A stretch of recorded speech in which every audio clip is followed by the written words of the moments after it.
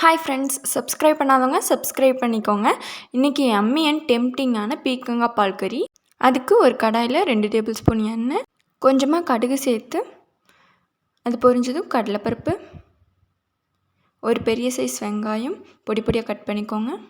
அதை சேர்த்ததும் ஒரு கொத்து கருவேப்பிலை நல்லா வதக்கி விட்டுட்டு 2 கீறின பச்சை மிளகாய் அதையும் வதக்கி விட்டுட்டு கொஞ்சமாக மஞ்சள் தூள், பச்சை ஸ்மெல் போக வரைக்கும் வதக்கிட்டு தோல் எடுத்து க்ளீன் பண்ணி கட் பண்ண ஒரு கப் பீர்க்கங்காய் வதக்கி விட்டுட்டு தேவையான அளவு உப்பு சேர்த்து நல்லா மிக்ஸ் பண்ணி விட்டுடுங்க.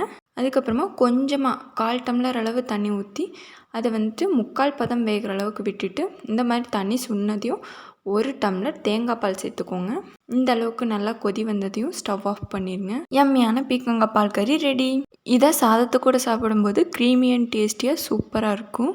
தேங்க்ஸ் ஃபார் வாட்சிங்.